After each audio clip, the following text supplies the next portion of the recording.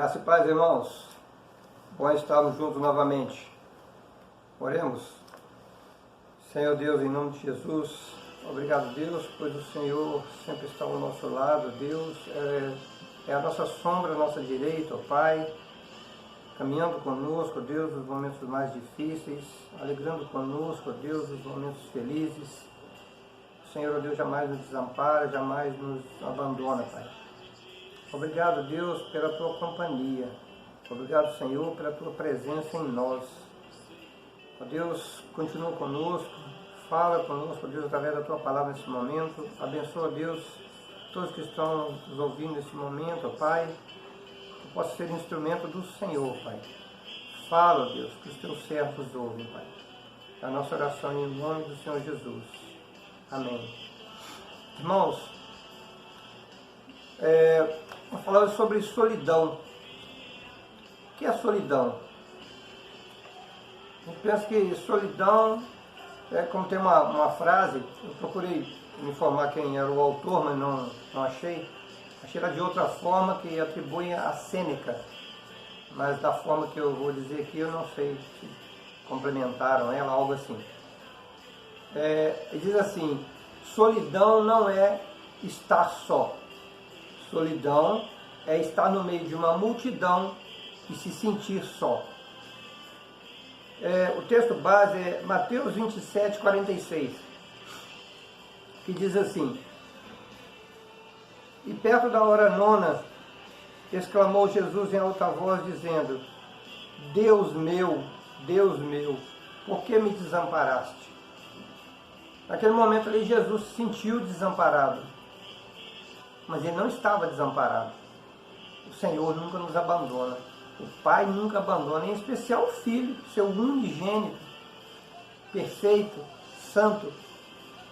E a nós também, como seus filhos por adoção em Cristo, que através de Jesus somos tornados herdeiros.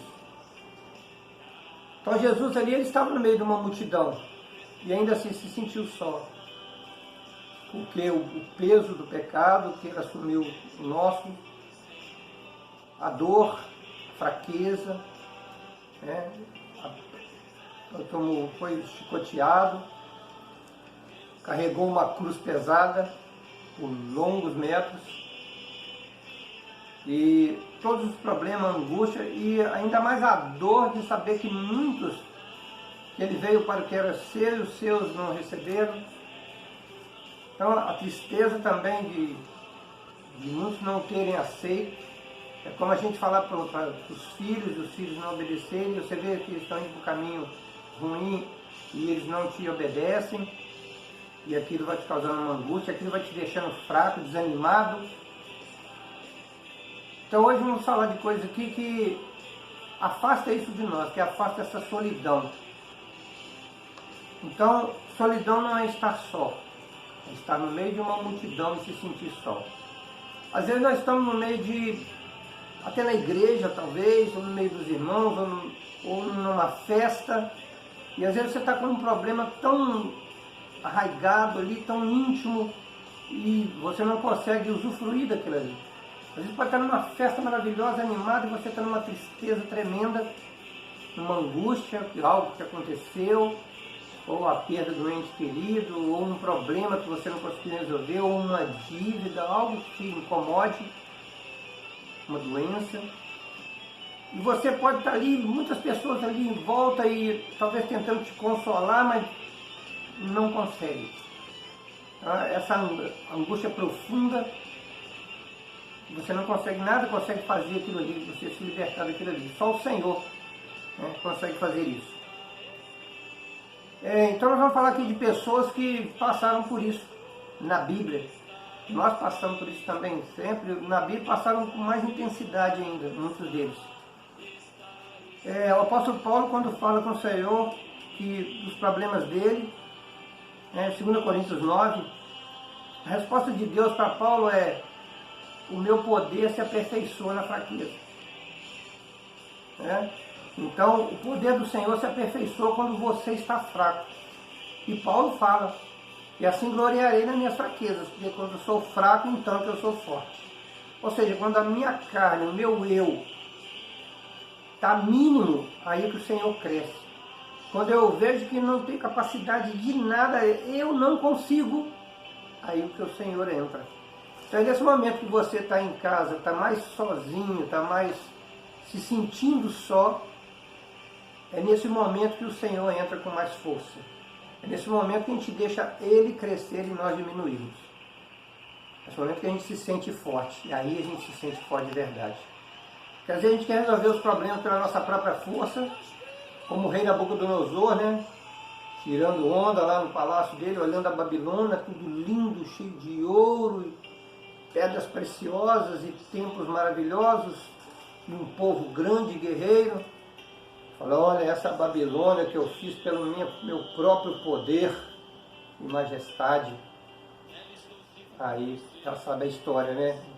Deus o pune porque ele não deu glória a Deus, por isso colocou ele como se fosse um Deus e viveu como bicho durante vários tempos, até reconhecer a glória do Senhor. Então, nesse momento que a gente se orgulha e acha que a gente é alguma coisa, a gente vê que a gente não é nada. Quando vê o problema mais grave, a gente vê que não tem solução, que nós não conseguimos solucionar. E aí nós colocamos o Senhor à frente. O rei Davi, quando foi lutar com Golias, ele não saiu do nada e foi lá lutar. Foram muitos anos sozinho no meio da pastagem, cuidando de ovelhas, cuidando do gado, enfrentando ursos, leões, lobos, e ali sozinho, nas madrugadas, no frio. E ali sozinho ele aprendeu a lutar. Ele aprendeu a lutar lutando. Ele não aprendeu a lutar vendo o outro lutar. Ele aprendeu por si mesmo. Deus o colocou ali e ele foi testado ali. Ele foi forjado ali, na dificuldade. Ele aprendeu a atirar com uma funda, que era uma espécie de tira que amarrava uma pedra e arremessava. E ali treinando, e ele sozinho tinha tempo. E às vezes nós sozinhos em casa, aí sim nós temos tempo de ler mais a Bíblia, de orar mais, de conversar mais com nossos filhos, de ligar para uma pessoa querida, para ligar para uma pessoa que você às vezes não conhece também, para falar de Jesus para ela. Então é o momento da gente aproveitar e treinar. Um campeão de levantamento de peso, por exemplo, ou um outro atleta de qualquer outra área, se não treinar muitos anos, ele não fortalece os músculos. Se nós não treinarmos o nosso cérebro, a gente, com a palavra também, e com o conhecimento, a gente não vai estar preparado na hora que precisar usá-lo. Davi ali, ele aprendeu a lutar, ele fortaleceu os seus músculos para a guerra, ele ficava ali abandonado enquanto os irmãos estavam lá treinando, só que Davi tinha uma diferença, ele treinava com o Senhor do lado dele. Enquanto os irmãos dele estavam confiando na própria força, e quando chegaram diante de um homem, né, bem grandinho, calcula-se de 2,95 m a 3,30 m de altura, é um baita, é para botar medo em qualquer um. Eu já vi, outro dia eu mandei para os irmãos algumas fotos de um lutador que tinha 2,35 m, o outro chegou a 2,56 m. Já é coisa para burro. Eu saio fora de perto. Davi não teve medo. E Davi estava sozinho. Quando ele foi lutar com Golias, ele estava sozinho. Os irmãos dele, além dele estar sozinho, os irmãos estavam zombando dele. O que você vem fazer aqui? Fica lá cuidando das ovelhas. Você não está preparado para a guerra? Quer dizer, além deles não fazerem, estarem medrosos, eles falam, no exército fala arregar, né? Arregou, já não aguentou, pediu arrego, pediu bandeira branca, jogou a toalha. Não tiveram coragem de enfrentar, mesmo sendo fortes. Fala que os irmãos deles, os mais velhos, somente era homem alto e forte. Botou medo. Aí vai o baixinho Davi e parte para dentro e com uma pedra só. A Bíblia fala que ele pegou várias pedras do ribeiro, pedras lisas. Pedras lisas porque a pedrinha lisinha ela é mais fácil de arremessar, de escorregar na tira, para não atrapalhar o arremesso. Pegou pedrinhas lisas do ribeiro. Eu me lembro na roça, a gente ficava brincando e colhendo pedrinhas no riachozinho que tinha. umas pedrinhas bonitinhas, lisinhas. Quem vai em cachoeira vê que a água passou vários tempos por cima delas, elas ficam lisinhas, ficam bonitinhas, então ela é fácil de pegar e arremessar, não tem frisos, né? Então Davi usou essas, e ele não precisou usar todas, mas ele se preparou com todas. Então, meu irmão, você pode não ter que usar a Bíblia inteira para falar para o seu próximo, para falar de Jesus, mas leia ela toda. Não lê um versículo só não lê um capítulo só, não escute só o que o pastor falou, o que o irmão falou. Leia a Bíblia inteira. Pegue todas as pedras do ribeiro que você puder. Leia tudo. Porque uma hora você vai precisar de uma delas. A Bíblia não diz qual das pedras ele usou. Ele pegou várias e usou uma delas. Ele não falou, pegou a primeira, a segunda, a terceira. Ele pegou a mais bonita, a maior ou a menor. Ele usou uma delas. E você na Bíblia, você vai usar um versículo, um capítulo inteiro, ou a Bíblia inteira, para poder falar de Jesus para alguém. Alguns você vai falar um versículozinho, ele vai entender e vai aceitar Jesus. Outros você vai ler a Bíblia inteira, para poder conseguir aquela pessoa ouça a palavra, ou entenda, ou durante vários anos. Então, peguem o máximo de pedras que você puder. Se prepare com o máximo da palavra que você puder. Homens que ficaram sozinhos e se sentiram só. Outros. Os homens da fornalha. Sadraque, Mesaque, Abdenego. Eles podiam até achar que estavam só. Mas eles não se sentiram sós. Quando foram arremessados ali, Deus diz que o rei ficou apavorado, que viu mais um homem, que a aparência é como os filhos dos deuses, porque o Nabucodonosor era ateu, né? Ateu não, era ateu do nosso Deus, né? Porque o Deus dele nem existe. Então, ele acreditava em falsos deuses. Ele não cria no Deus verdadeiro. Ele não tinha fé, era um ateu do Deus verdadeiro. E então ele usa as palavras que ele entendia dos deuses deles.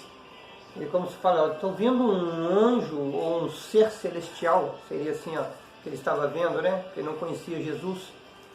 O Jesus, antes de vir, de encarnar, né? As teofanias, o Senhor se apresentando antes de vir como homem, de habitar entre nós. Então ele viu ali mais um. Então aqueles homens não estavam sós. Assim como você também não está. Como o profeta disse ao servo dele, ele, olha, Senhor, abre os olhos para que ele veja. Né? E ele viu os cavalos e guerreiros de Deus, seres celestiais de Deus que estavam ao lado dele e ele ainda não podia ver. E o Senhor mostra. Então que o Senhor abra nossos olhos para a gente possa ver quantos milhares e milhares de anjos e o Senhor e o Espírito de Deus em nós nunca estaremos sozinhos. Elias, quando estava na caverna, o Senhor mandou que um corvo, outras traduções falam um urubu, levar carne, levar pão. Irmãos, o judeu ele jamais tocaria em algo imundo, algo que um corvo ou um urubu comesse. Pois Deus mandou fazer aquilo. Para mostrar que para Deus não existe isso. Ele usa o que Ele quer do jeito que Ele quer. Se Ele tiver de usar o ímpio para poder te alimentar, Ele vai usar. Ele vai usar. A função é nossa. A função é da igreja do Senhor. A função é do governo, sustentar. Então, Deus vai usar quem Ele quer do jeito que Ele quer. Como Pedro, que teve um sonho que vinha um lençol cheio de animais imundos. E ele fala, ele mata e come. Ele diz, Senhor, nunca comi nada imundo. Porque o judeu tinha os rituais dele, de não podia comer porco, não podia comer determinados tipos de aves e animais. Deus falou assim, não torne imundo aquilo que eu tornei puro. Ou seja, vai Pedro, vai pregar para os gentios, seríamos nós, irmãos. Esses animais imundos aí, estavam tipificando a nós. Tipificando a gente. O Senhor te tornou puro. O Senhor te tornou santo. Não deixa ninguém te tornar imundo. Não deixa ninguém te dizer que você não presta. Você é menina dos olhos de Deus. João, quando estava no cárcere, ele passando os problemas dele, falou, manda perguntar se ele é o Messias que havia de vir ou se havíamos de esperar outro. Como eu disse no culto anterior, alguns dias atrás, João Batista era o mesmo que disse de Jesus: eis o Cordeiro de Deus que tira o pecado do mundo. É ele.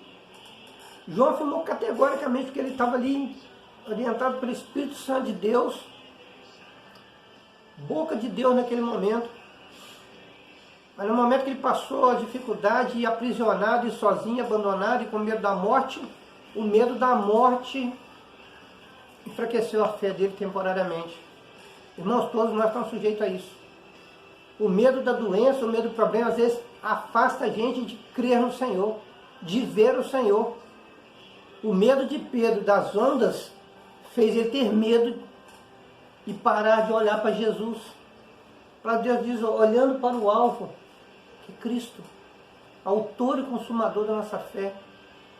Então a gente não pode nunca perder esse foco. A gente olhar para Jesus e não ter problema nenhum que nos afaste dele. Então, enquanto estamos em casa, ou no trabalho, nesses tempos mais parados, aproveitamos para pegar todas as pedras do ribeiro. Usando aqui uma comparação com a palavra, leia de ponta a ponta. Leia de Gênesis, Apocalipse, e leia outras coisas também, que tiver de exemplo de cristãos, de coisas boas. Aproveite o máximo.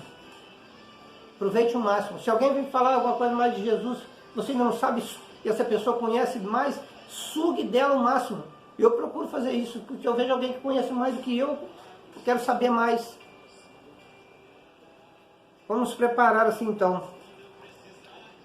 Há uma ilustração da gente sobre confiança que chama o alpinista. Diz que um alpinista muito um profissional, muitos anos praticando alpinismo, e ele no Everest, ele sofre um acidente, que a corda se escapa lá no encaixe, e ele desce e fica pendurado à noite, e ele começa a congelar e ele não consegue subir de volta, e os amigos dele já estavam distantes, não conseguem ouvi-lo.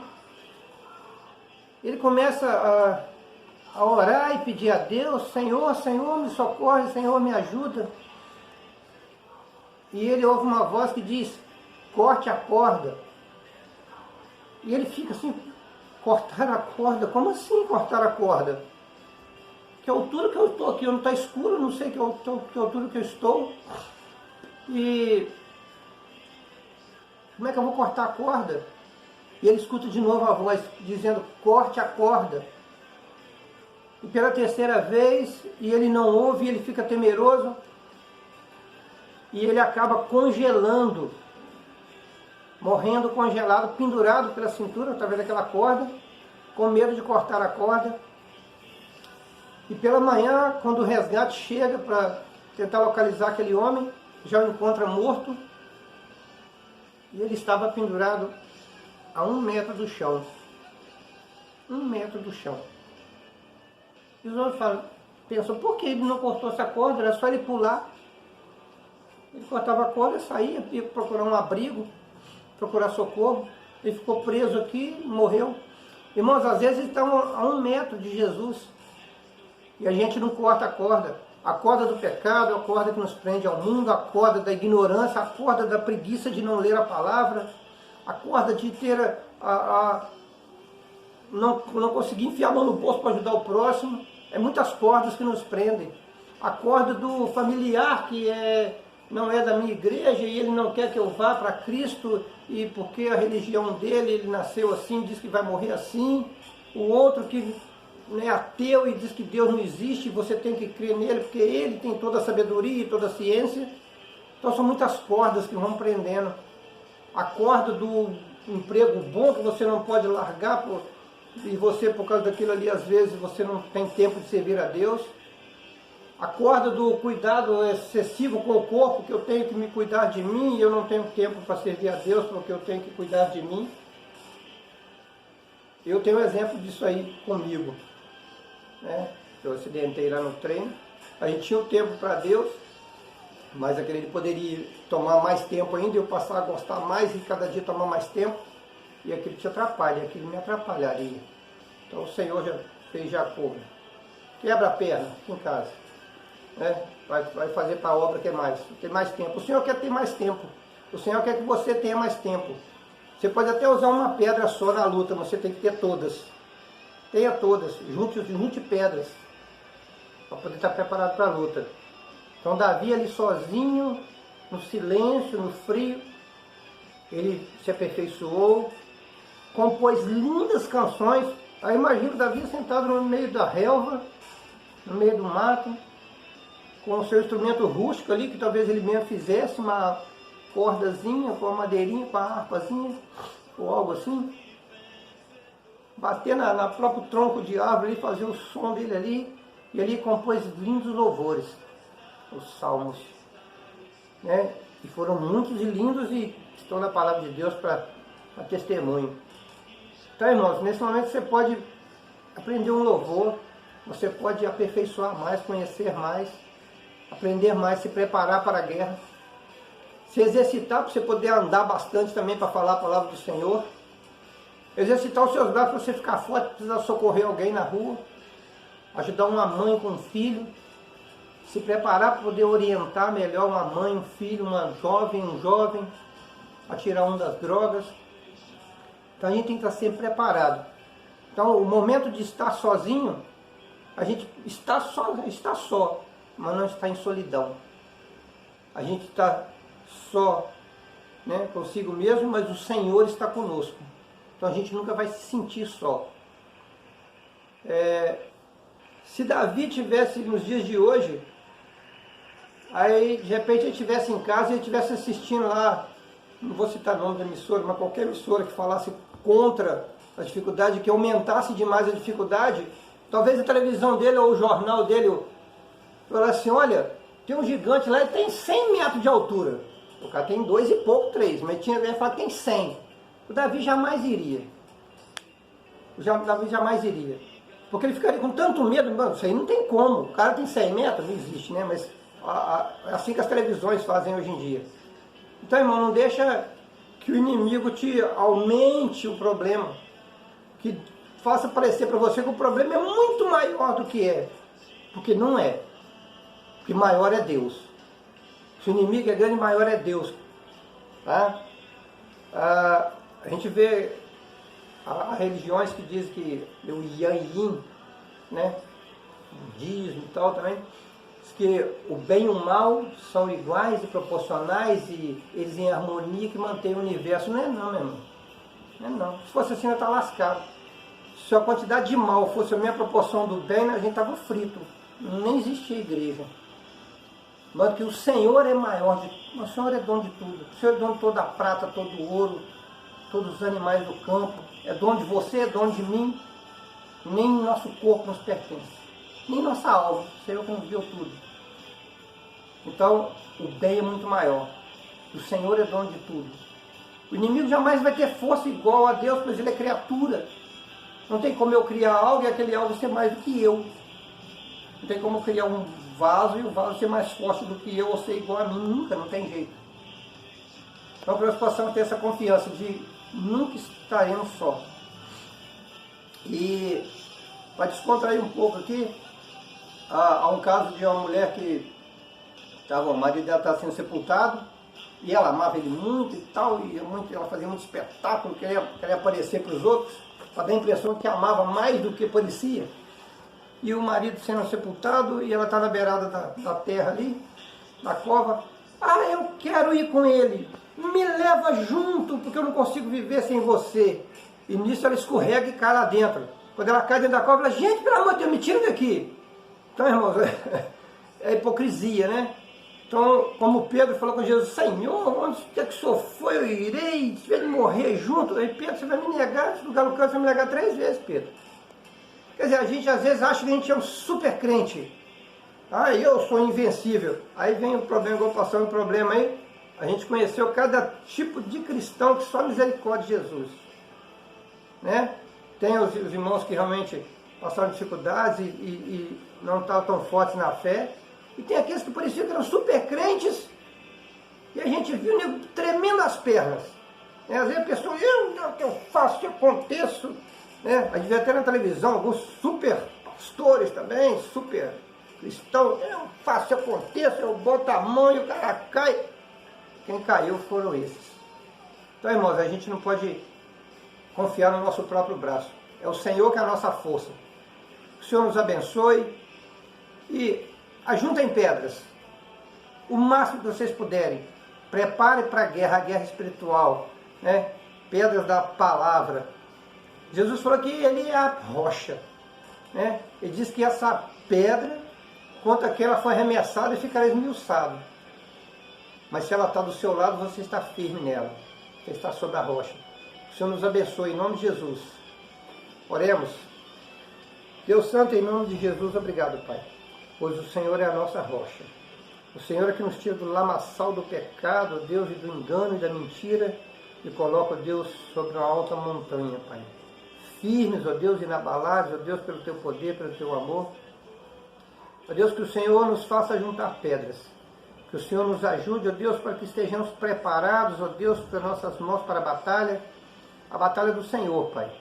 A batalha, Deus, de pregar a Tua palavra, de vencer o pecado, de vencer o mal, de ajudar a libertar vidas, ó Deus, livrando-os do fogo do inferno, Pai. Tirando pessoas, ó Deus, da escuridão, das trevas, ó Deus, para trazer para a Tua maravilhosa luz. Fica conosco, ó Deus. Dá-nos uma semana abençoada. Abençoa nossa família, nossos vizinhos, nossos amigos, a Tua igreja sobre a face da terra. Abençoa, ó Deus, os comerciantes da nossa cidade, ó Deus. Abençoa, ó Deus, os governantes, Pai. Tem misericórdia, Pai.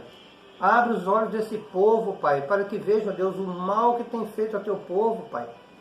Para que se arrependam, para que busquem ao Senhor, para saber que o Teu povo, ó Deus, precisa do sustento, do alimento. Vem nos abençoar, Pai. Cuida de cada um deles, assim como o Senhor tem cuidado de nós, com o carinho que só o Senhor tem por nós, Pai. Obrigado, Deus, fica conosco. É a nossa oração no nome poderoso, Pai, do Teu Filho unigênito, Jesus Cristo. É o Senhor da nossa vida. Amém e graças a Deus. Uma semana abençoada, queridos. Fiquem com Deus.